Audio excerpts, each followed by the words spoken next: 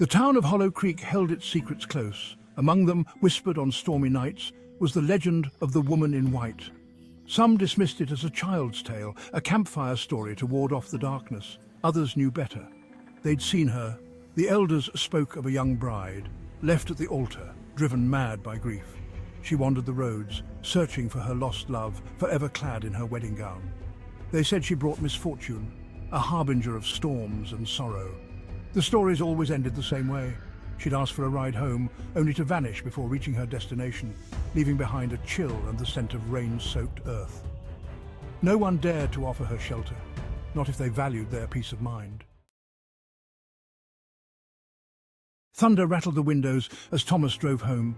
Rain lashed the windshield, blurring the road ahead. He cursed under his breath, wishing he'd stayed at the diner longer, waited out the storm. That's when he saw her. A lone figure, shrouded in white, stood by the roadside, her back to the tempest. Even through the downpour, he could see the ghostly glow of her gown. Guilt warred with apprehension. He couldn't leave her out here, not in this weather. He pulled over, his headlights briefly illuminating her pale face, framed by dripping strands of dark hair. "Need a ride?" he called out, his voice nearly swallowed by the wind. She turned, her eyes two dark pools in the pallid light. "Thank you, kind sir," she murmured. "Just take me home."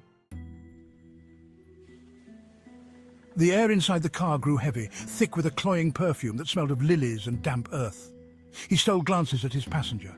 Her eyes were fixed on the road ahead, a strange, almost predatory intensity in their depths. "Where are you headed?" he asked, trying to break the silence. She tilted her head, her gaze lingering on him for a moment. "Home," she repeated, her voice a hollow whisper that sent chills down his spine. "Just take me home." He concentrated on the road, his knuckles white on the steering wheel. He could feel her eyes on him, a palpable weight that made him increasingly uneasy. Then, just as suddenly as she'd appeared, she was gone. The passenger seat was empty, the lingering scent of lilies the only evidence she'd ever been there. Panic clawed at his throat. He slammed on the brakes, the car skidding dangerously on the wet asphalt. He whirled around, searching the back seat, the floor, anywhere she could be hiding. There was nothing. She was gone. His gaze fell on the passenger seat. Lying there, stark white against the dark upholstery, was a single white lily. Its petals were damp, glistening with an unnatural dew that seemed to glow faintly in the darkness. He reached for it, his fingers trembling. As soon as he touched it, a voice, cold and clear, whispered in his ear, "You can't escape fate." The scent of lilies intensified, choking him, and then silence. He was alone. Shaking, Thomas tossed the lily out the window. He had to get out of there, away from this road, away from her. He slammed the car into gear and sped off, the engine roaring in defiance against the storm. The rain had stopped. The clouds were parting, revealing a sliver of moon that cast long, distorted shadows across the road. He glanced in the rearview mirror, his heart leaping into his throat. There she was. Her face, pale and mournful, hovered over his shoulder, her eyes boring into his. She was closer now, her white gown billowing around her like a shroud. "Turn around," she whispered, her voice a chilling rasp that seemed to come from within his own head. "Take me home!"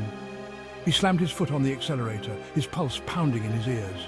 The road stretched before him, endless and dark. He didn't know where he was going, only that he had to get away from her. He could feel her presence, cold and oppressive, filling the car.